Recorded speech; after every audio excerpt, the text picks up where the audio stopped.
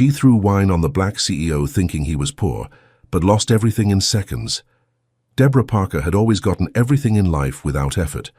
At 52, she lived for appearances in New York high society, sustained by her marketing manager's salary, that she'd obtained more through influence than competence. That gala night at the Plaza Hotel, she was laughing loudly with her friends when she saw a black man in a suit approaching with his cell phone in hand.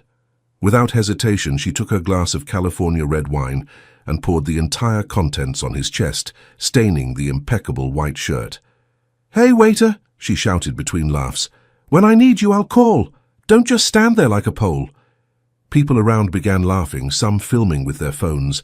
The man remained motionless, watching the liquid running down the suit that had cost more than her annual salary. His dark eyes showed no anger, just a disturbing calm. "Excuse me, ma'am," he said with a deep, controlled voice. "I think there's been a misunderstanding." "Misunderstanding nothing."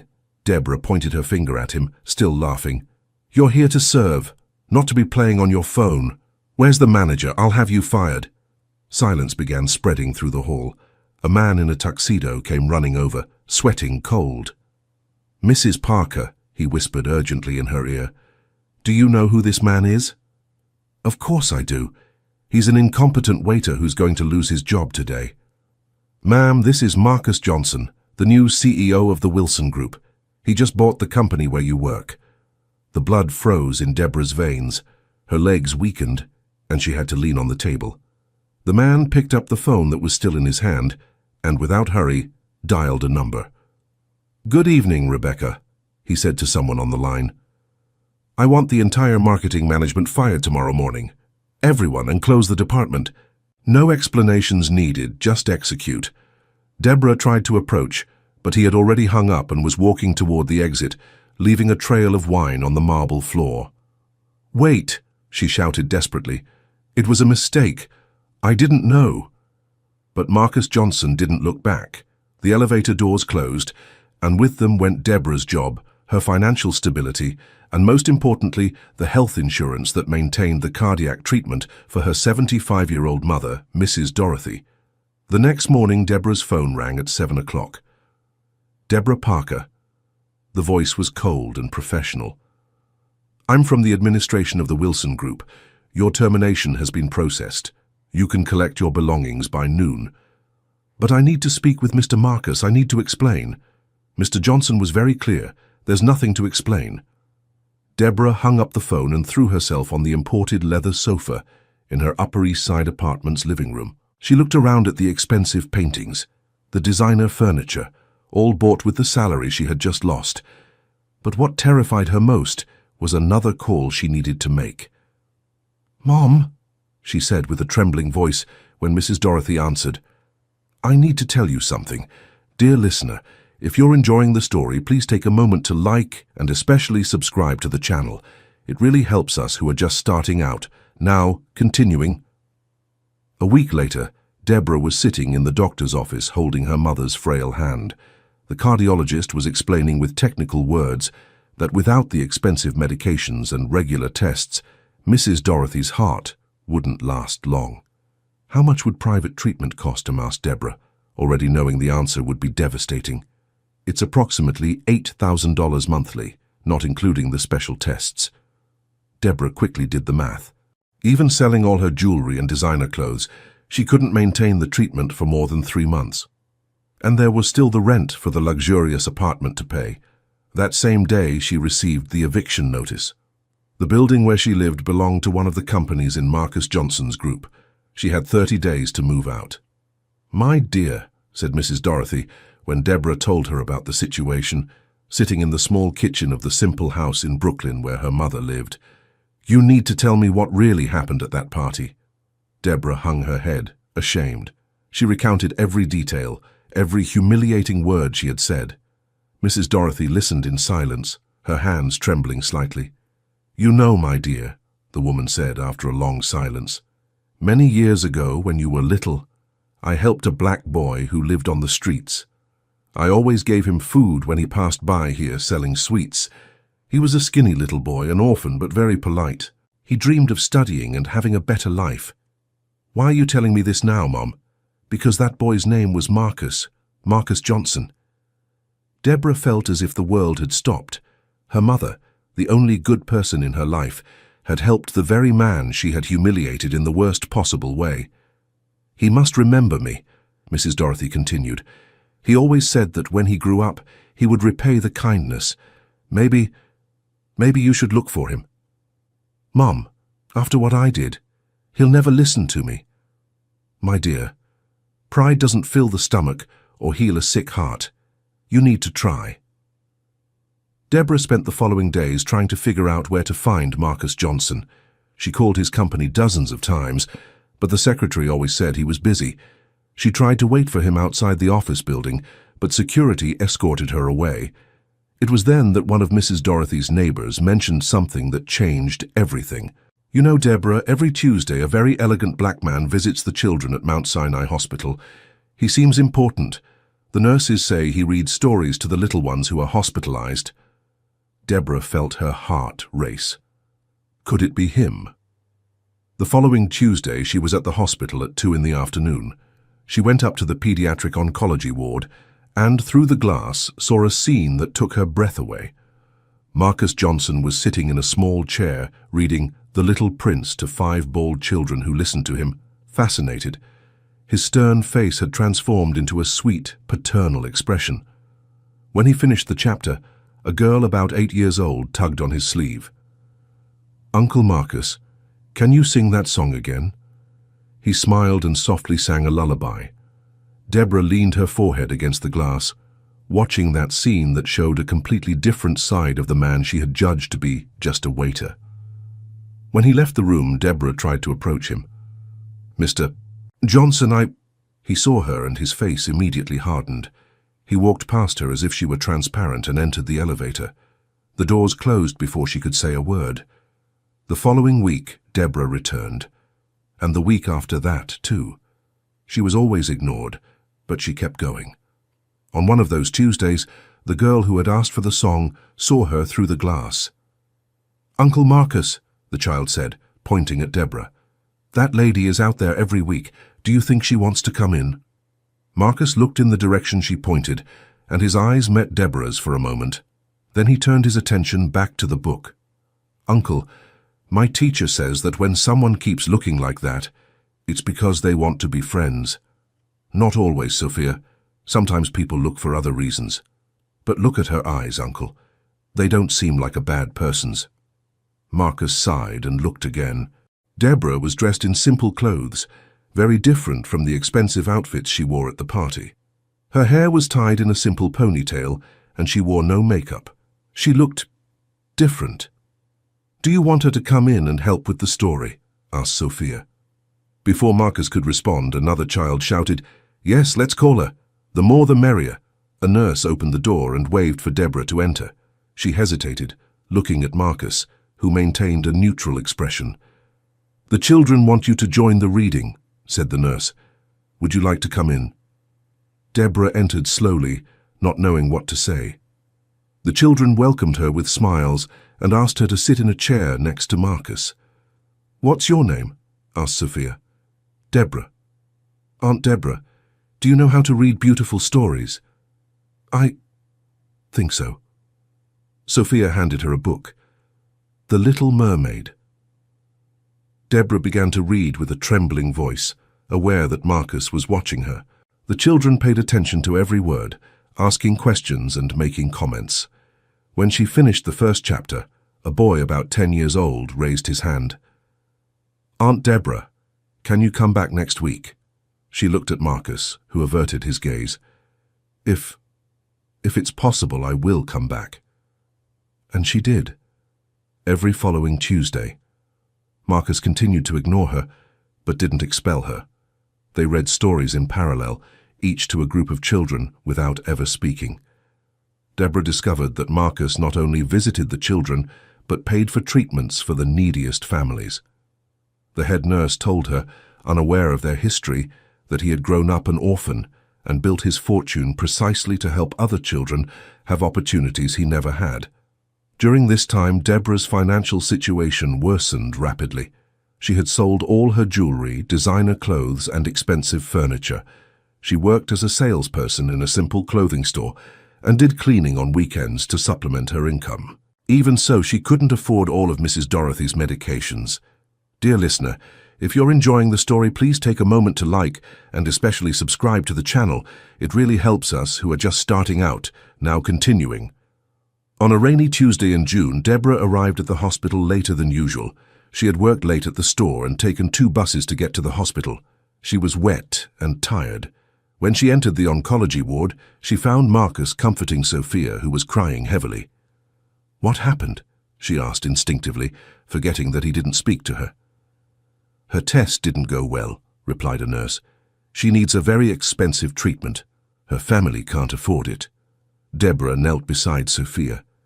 "Hey, princess, remember the story of the Little Mermaid we read? She went through many hardships, but in the end, everything worked out." "But Aunt Deborah, I'm scared."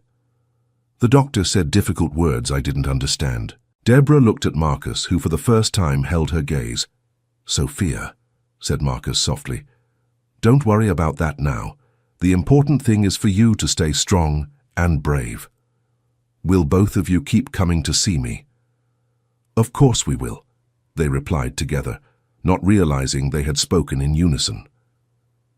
Sophia smiled for the first time that afternoon. Leaving the hospital, Deborah walked a few steps behind Marcus. When they reached the parking lot, she approached.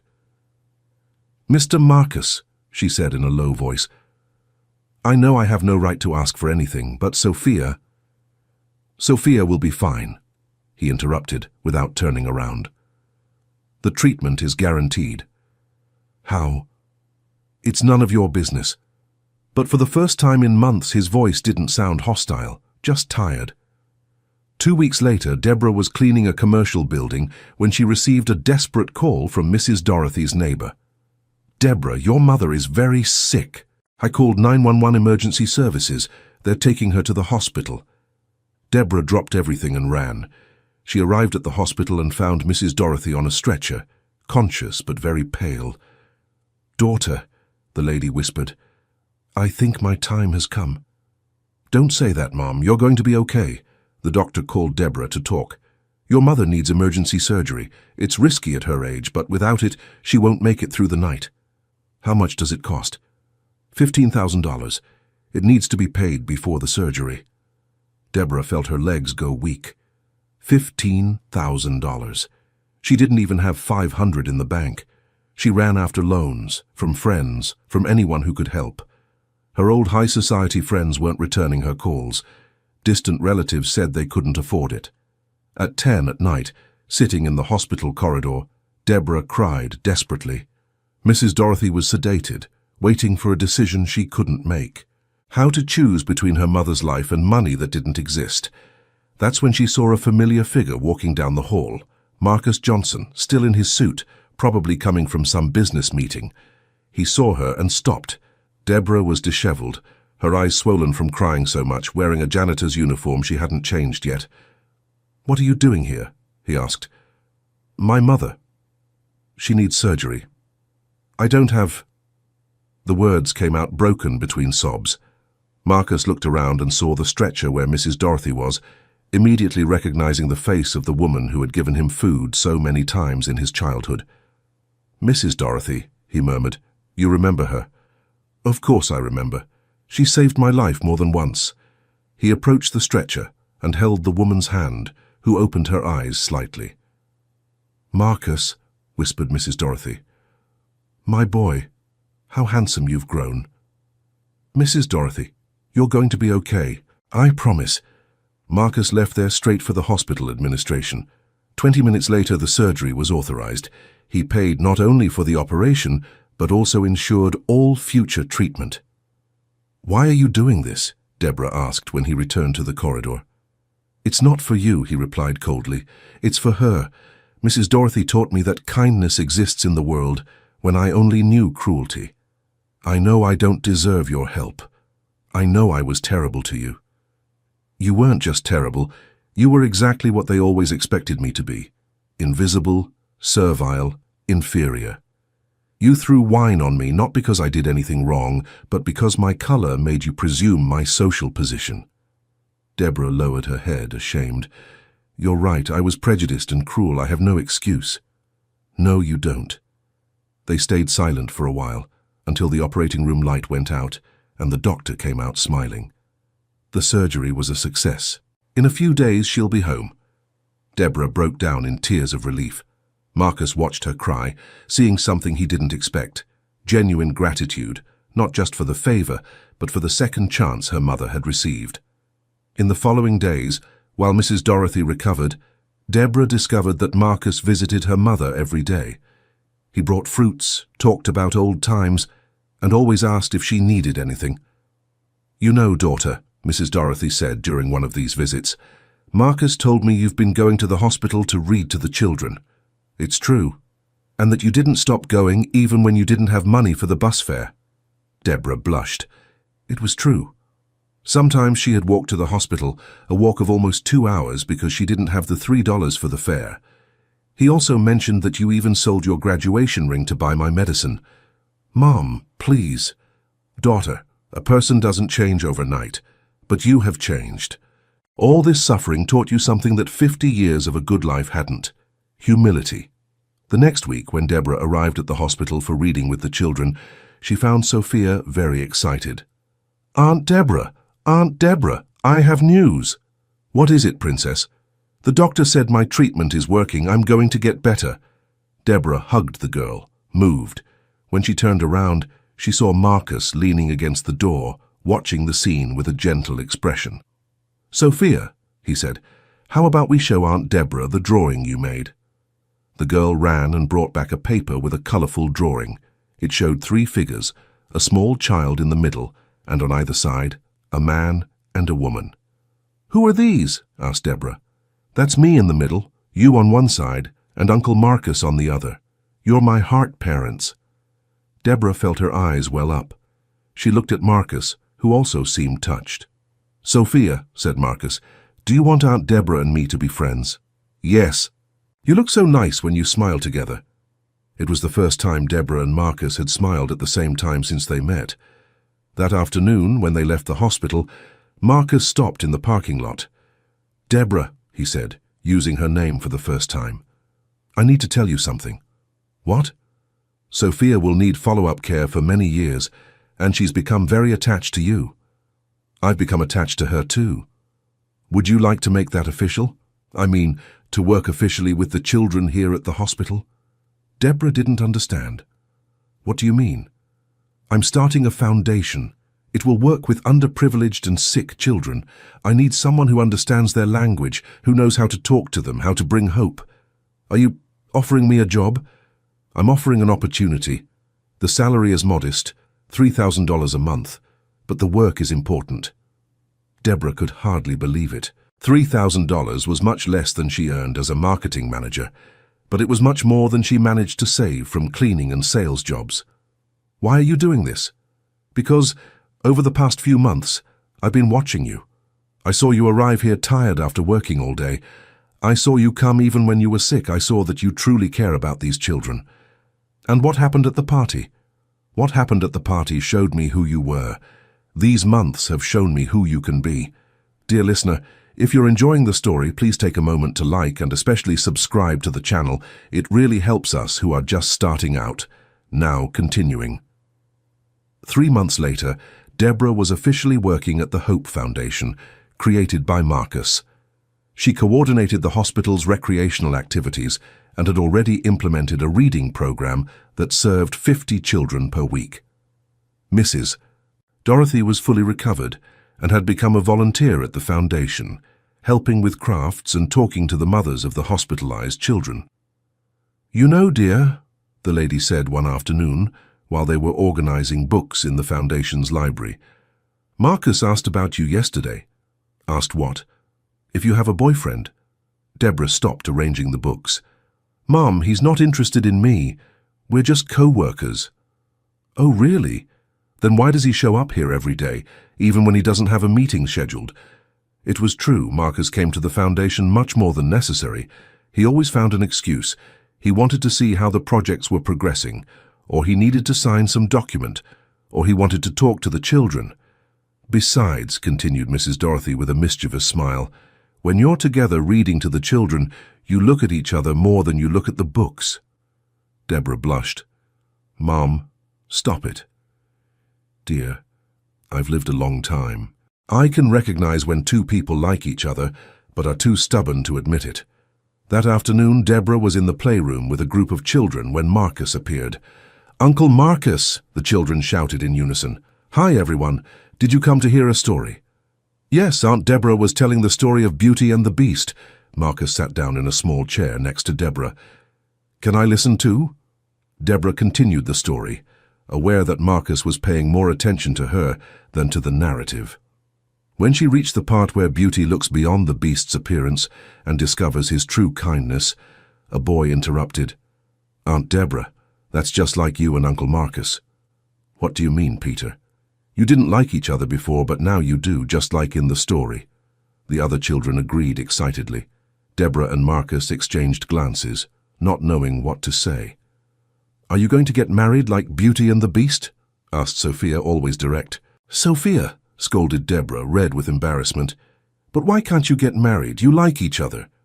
How do you know they like each other? Asked another boy. Because they smile when they look at each other, just like my parents do. Marcus stood up.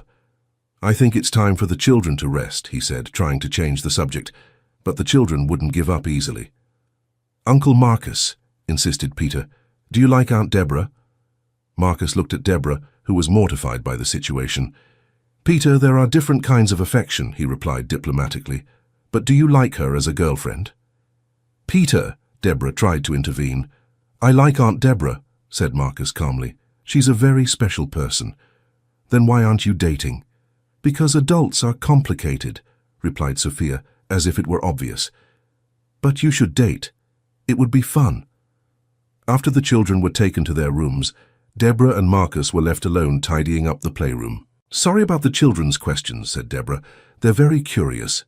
No need to apologize, they're sincere. Marcus, Deborah stopped arranging the toys and turned to him. Can I ask you a question? Of course. Why did you really give me this opportunity? I know it wasn't just because of the volunteer work. Marcus sighed and sat in one of the small chairs. Do you want to know the truth? I do.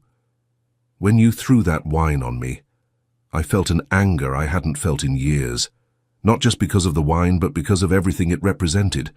How many times had I been through similar situations in my childhood, being treated as inferior because of my color? Deborah sat in a chair next to him. I thought about destroying your life completely, continued Marcus. I had the power to do that. I could make sure you never got a job anywhere again. Why didn't you? Because of Mrs. Dorothy. When she needed surgery and I saw her in that state, I remembered how she treated me when I was a child. She never saw me as different or inferior. She saw me as a child who needed help. And me. You, in the first few months, I still hated. I came to the hospital just to make sure you were suffering, that you had learned your lesson. Deborah felt a tightness in her chest. But something changed, said Marcus, looking into her eyes. I realized your suffering was truly transforming you. It wasn't just remorse or fear, it was a real change. How did you know? Because I went through the same transformation. When I was a child on the streets, I was rebellious, full of anger. Mrs. Dorothy taught me that kindness exists, even when the world seems cruel. You were learning the same lesson, just in a different way. And now? What do you feel for me now? Marcus remained silent for a long moment. Now I feel that you are the person who understands my story the most. Not the success story, but the story of pain that came before. Marcus, Deborah, can I tell you a secret? Of course. That night at the hotel when you threw the wine on me, I had just received a marriage proposal from a high society woman. A rich, beautiful woman who accepted me despite my background. Deborah felt a strange pang in her chest. What happened to her? I broke off the engagement the next day. Why? Because I realized she was tolerating me, not loving me. There was an unspoken condition. I could be black and rich, but I should never mention where I came from. It was as if my past was a shame we had to hide. That must have been difficult. It was, but it made me understand that I'd rather be alone than be with someone who's ashamed of my story. They fell silent, just looking at each other. It was Deborah who broke the silence. "Marcus, I'll never be able to erase what I did that night. But I want you to know that these months have taught me not only not to be prejudiced, but to admire your strength." "My strength? You could have become bitter, cruel. You could have used your power to humiliate those who humiliated you. But you chose to help children. You chose to build instead of destroy." "It wasn't always like that. There were times I wanted to take revenge on the whole world. But you didn't. And that makes you a much better person than I ever was." Marcus stood up and reached out his hand to her. "Deborah, would you like to have dinner with me tomorrow? Not as boss and employee, but as two people who met in a complicated way and want to get to know each other better." Deborah felt her heart race. "Are you sure after everything?"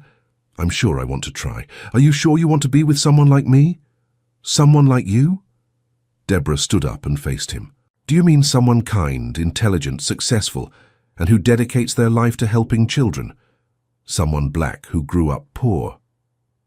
"Marcus Johnson," said Deborah, looking directly into his eyes. "Your color and your background aren't flaws I have to accept. They're parts of you that make me admire you even more." It was their first kiss. Gentle, careful, filled with all the forgiveness and all the hope they had built together over the past months. When they pulled apart, they heard clapping from the door. It was Sophia, who had left her room to get water and caught the scene. "I knew it. I knew you were going to date." "Sophia," said Deborah, laughing, "you should be sleeping." "But now I can say I have a heart mom and dad who love each other. It's like in the fairy tales." Marcus knelt down to Sophia's level. "Sophia, can I tell you a secret?" "Yes." "You're right. Sometimes life is like a fairy tale. Sometimes people who start as enemies discover they can love each other. Just like Beauty and the Beast. Just like Beauty and the Beast." 6 months later, Deborah and Marcus were officially dating. The foundation had grown and now served 200 children. Sophia was in complete remission and had become the foundation's unofficial mascot, always giving romantic advice to all the volunteers. Mrs. Dorothy was radiant. She told anyone who would listen that she had created the perfect daughter-in-law through much suffering, and that Marcus was the son she always wanted. "You know, dear," she said one afternoon while they watched Marcus playing with the children in the foundation's yard, "sometimes God allows us to go through storms to lead us to places we never imagined reaching. Do you think everything happened for a reason? I think you needed to lose everything to discover who you really are. And Marcus needed to see that there are people capable of genuine change. And if I hadn't changed, but you did, and that's what matters." And that evening, during the romantic dinner that had become a tradition every Friday, Marcus asked an unexpected question. "Deborah, do you regret throwing that wine on me?" "What do you mean?" "If you could go back in time, would you do it differently?" Deborah thought for a moment. "That's a hard question. I regret being cruel and prejudiced. I regret humiliating you, but if it hadn't happened, maybe we would never have truly met. Maybe I would have remained that shallow person, and you would have remained suspicious that someone could love you for who you really are." "So you wouldn't change anything?" "I would change how it happened, but I wouldn't change the outcome." Marcus smiled and took her hand on the table. "Do you know what amazes me most about you?" "What?" "You don't try to pretend you were never prejudiced. You don't try to justify or minimize what you did. You owned it, changed, and moved forward. And you, if you could go back in time, what would you do?" "I think I'd forgive you faster. It took me too long to realize your change was real." "Why?"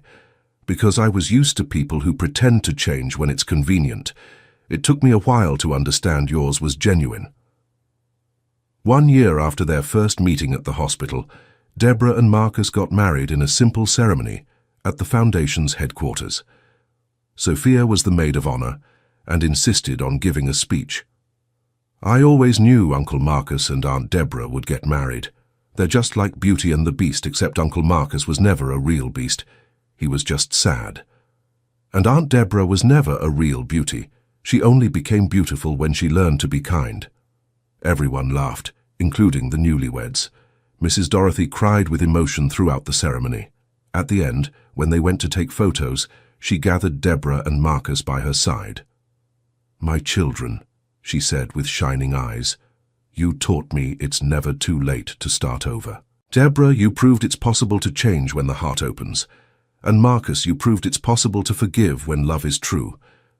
"Thank you, Mum," said Deborah, hugging the lady, "for teaching me that humility is learned, not born with you. And thank you, Mrs. Dorothy," said Marcus, "for teaching me that kindness exists in the world, even when everything seems impossible." "Now let's stop crying and celebrate," said Sophia, pulling all three to the dance floor. 2 years after the wedding, the Hope Foundation had become a national reference in caring for underprivileged and sick children. Deborah headed the educational activities department and had implemented programs in 10 New York hospitals. Marcus expanded his businesses, but maintained the commitment to allocate 60% of profits to social projects. He and Deborah became speakers, sharing their story at events about diversity and inclusion. "Our story is unusual," Deborah would say in these talks. "It started with the worst of me and the best of him, but it showed that real transformation is possible when we recognize our mistakes and work to change them. And it showed," Marcus would add, "that true love isn't the one that ignores our flaws, but the one that helps us overcome them." Sophia, now 12 years old and fully recovered, had become a smart and energetic teenager. She continued visiting the foundation, but now as a volunteer, helping the younger children. "Aunt Deborah," she said one afternoon while organizing new books that had arrived, "do you remember when you were mean?" "Sophia." Deborah laughed. "I wasn't mean. I was lost." "It's the same thing. But do you know what I think is coolest about your story?" "What?" "That you didn't get better overnight. It took a long time. You had to work hard to change. That shows real change is difficult. You're very smart for a 12-year-old girl. Aunt Deborah, can I ask you something?" "Of course. Are you and Uncle Marcus going to have children?" Deborah stopped organizing the books. It was a question she and Marcus had been discussing lately. "Why do you want to know?" "Because if you have a baby, I can be their big sister, and I can teach everything I've learned here at the foundation. Sophia, you know you're already our daughter in our hearts, right?" "I know, but a little brother would be cool too." That night during dinner, Deborah told Marcus about the conversation with Sophia. "And what did you tell her?" "I said we'd talk about it." "And what's your opinion?" Deborah took a deep breath. "Marcus, I'm 55 years old. Maybe it's too late for me to be a mother. What if it isn't? What if the doctors say it's possible? Would you like to have children with me?" "Deborah," Marcus held her hands, "I'd love to build a family with you. Whether through biological children, adoption, or simply continuing to care for the Foundation's children as we do now. What if we can't have children? Then we'll keep being heart parents to hundreds of children. Like you once said, family isn't just blood, it's love." 3 months later, Deborah discovered she was pregnant. It was considered a high-risk pregnancy due to her age, but closely monitored by the best doctors. Sophia was thrilled with the news. "I knew it. I knew this would happen. I'm going to be the best big sister in the world." Mrs. Dorothy, at 80 years old, was radiant at the prospect of becoming a grandmother. "My dear," she said, stroking Deborah's still small belly, "this baby will be born into a family full of love, with a beautiful story of overcoming to tell. Do you think we can be good parents?" "My dear, you're already parents to hundreds of children. Being parents to one won't be harder, just more concentrated." During the pregnancy, Deborah continued working at the foundation, but reduced her hours. Marcus became even more protective and affectionate, attending every medical appointment. "You know what moves me most?" he said during one appointment, looking at the ultrasound image, "that our child will grow up knowing our complete story. They'll know people can change, that love can overcome any obstacle. And they'll grow up at the foundation, surrounded by children from all backgrounds, learning that differences are riches, not problems, Deborah added. This will be a very lucky baby, said the doctor, smiling. According to the tests, everything's perfect. It's a girl. A girl, they exclaimed together. That night in bed, they discussed names. I'd like to honor your mother, said Marcus. What about Dorothy? A modern version of Dorothy. Dorothy Johnson Parker, Deborah tested the name. It's beautiful. What if she asks why she has two last names? We'll explain she represents the union of two different stories that became one. 6 months later, Dorothy was born on a sunny spring morning. She was a beautiful baby with Marcus's big eyes and Deborah's smile. Sophia was the first to visit her at the hospital. She's perfect, she sighed, holding the baby's tiny hand. Dorothy, I'm your sister Sophia. I'll teach you everything about being a good person. Mrs. Dorothy moved, carefully held her granddaughter in her arms. Dorothy, she whispered to the baby, you were born into a family that learned true love is built through forgiveness and change. Your mommy and daddy have a beautiful story to tell you when you grow up. When they left the hospital, they went straight to the foundation. The children and staff had prepared a surprise party to welcome Dorothy. This is our daughter, Marcus introduced her to all the children. And you're all her older siblings. Will she play with us when she grows up? Asked one child. Of course she will, Deborah replied. She'll grow up here learning that family isn't just who lives in the same house, but who cares for each other. 5 years later, the family had grown even more. Besides Dorothy, now a smart and affectionate 5-year-old girl, Deborah and Marcus had adopted 2 orphaned siblings, Michael, 8 years old, and Emily, 6. The Hope Foundation had become a national network with headquarters in 15 U.S. states. Sophia, now 17, was preparing to enter college for education to work officially at the foundation. Aunt Deborah, Sophia said one afternoon while playing with Dorothy in the foundation's garden. Remember when you asked if I thought you would get married? I remember. You said yes. I knew you two would work out because you looked at each other with affection even when you were fighting. What do you mean? When people truly hate each other, they don't look. You were always looking at each other, trying to understand one another. Deborah thought about Sophia's words. It was true. Even in the toughest moments, when Marcus ignored her, there was always a mutual curiosity, an attempt at understanding. Sophia, you've grown up and become very wise.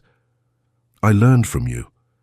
I learned that the best love stories aren't the ones that start perfect, but those where people help each other become better. That evening, at the family dinner, Dorothy asked an innocent question that touched everyone's heart. Daddy, Mommy, how did you meet? Deborah and Marcus looked at each other, smiling. It's a long story, sweetie, said Marcus. I like long stories, insisted Dorothy. Then we'll tell it, said Deborah. But it's a story about people who made many mistakes before getting it right.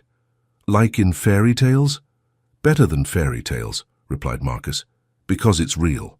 And they began to tell in a way suitable for a 5-year-old the story of how they met, how their differences almost tore them apart, and how love and forgiveness brought them together. And they lived happily ever after? Asked Dorothy at the end. We live happily ever after, replied Deborah, looking around the table full of children, with Mrs. Dorothy beside her and Sophia as part of the family. But most importantly, we learned that happiness isn't about having no problems, it's about having people who help you solve them. And that true love, added Marcus, is the kind that makes us better people.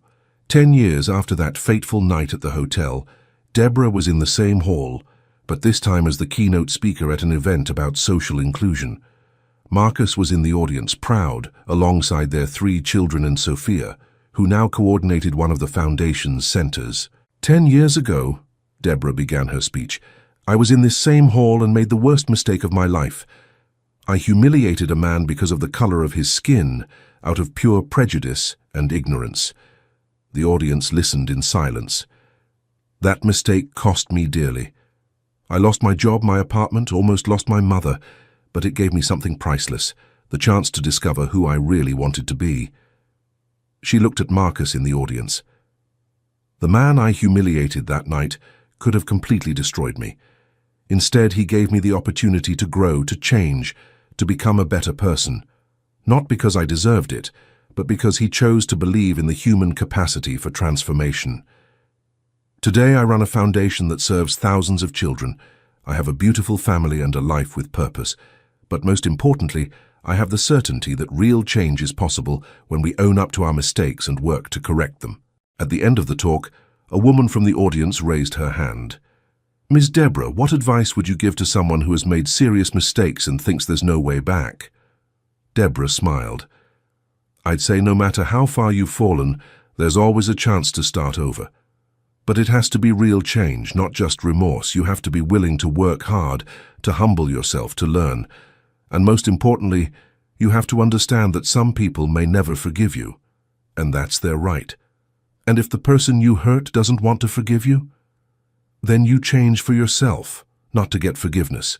You change because it's the right thing to do. Forgiveness, if it comes, is an extra blessing, not the ultimate goal. After the talk, the whole family went to dinner at a simple pizza place, a tradition they had kept since Dorothy was little. Mom, said Michael, now 18, and studying business administration to one day help manage the foundation, doesn't it make you sad to talk about that night? At first it did, replied Deborah. I used to feel shame, guilt, but now I see it's part of our story. It's not a beautiful part, but it's important. Why? Asked Emily, 16 years old. Because it shows we weren't born complete, answered Marcus, that we can choose who we want to be every day. And that families are formed in different ways, added Sophia, now 27, and engaged to a doctor she met at the foundation. Our family formed because two people decided it was worth trying to be better. Dorothy, now 15, and very similar to Sophia in personality, made an observation that surprised everyone. You know what I think is coolest about your story? What? Asked Deborah and Marcus together. That you don't try to hide the bad parts. Many parents only tell the good parts of their lives. You taught us that everyone makes mistakes, but not everyone has the courage to admit and change. And does that bother you? Asked Deborah, concerned. Bother? Dorothy laughed. Mum, it makes me proud. How many people can say their parents had the courage to start over from scratch and built something beautiful? Your daughter is right, said Mrs. Dorothy, now 85 but still lucid and active. You turned the worst moment of your lives into the foundation of your best phase. And we're part of that story, added Michael. When people ask how we ended up in your family, I tell them it's because my parents believe everyone deserves a second chance. That night when they got home, Deborah and Marcus stayed on the porch talking, as they had every night for years. Marcus, said Deborah, resting her head on his shoulder, do you regret anything? I regret taking so long to truly forgive you, and I regret being the person who needed forgiveness. But do you know what amazes me most about our whole story? What? That it started with you seeing only my color, and ended with me seeing your soul. And that it started with hate and turned into love. Not just love, corrected Marcus. Conscious love. Love that knows the flaws and chooses to love anyway. Do you think our children will understand this when they're adults? I think they already understand. Did you see how Dorothy spoke today? They know our family isn't perfect, but it's real. And the foundation? Do you think it will keep growing? Deborah, the foundation will last forever because it was born from something true. It was born from our need to turn pain into healing, prejudice into love, mistakes into redemption. Sometimes I still can't believe all this started with a glass of wine thrown at the wrong person. It wasn't the wrong person, said Marcus, kissing her forehead. It was the right person, at the right time, for the wrong reason that became the right reason. How so? If you hadn't done that, maybe we would never have met. You would have remained the superficial Deborah, and I would have kept doubting that someone could truly love me. So you're saying it was good that I was horrible to you? I'm saying it was necessary. You needed to fall to learn how to get up, and I needed to see that people can change to learn how to trust. Marcus Johnson, said Deborah, turning to look him in the eyes. 15 years later, you still surprise me with your wisdom. And you still surprise me with your capacity to grow. The woman here with me today is completely different from the one I met at the hotel. For the better? For infinitely better. And do you know why? Why? Because that woman was beautiful on the outside but empty inside. This woman is beautiful inside, and that makes the external beauty seem insignificant. You always know what to say. I learned from the best teacher, life, and from the best companion, you. At that moment, Dorothy appeared on the porch in her pajamas. Dad, Mom, are you two going to stand there talking until late? Why, honey? Asked Deborah. Because I want you to tell me a little more of your story, the part about when you decided to get married. Dorothy, you already know this story by heart. I know, but I like hearing it. It helps me understand that true love takes time to arrive but is worth waiting for. Marcus and Deborah exchanged glances, smiling. All right, said Marcus. We'll tell it one more time. But this time, added Deborah, you'll have to promise you'll go to sleep afterward. I promise.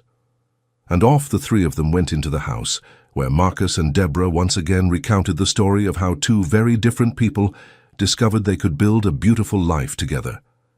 As they told it, they looked out the window at the garden where the flowers they had planted together were growing, each one representing a year of marriage. 15 rose bushes, each with a different color, showing that beauty comes from diversity, just as true love comes from accepting differences. And they lived happily ever after, finished Dorothy, as she always did.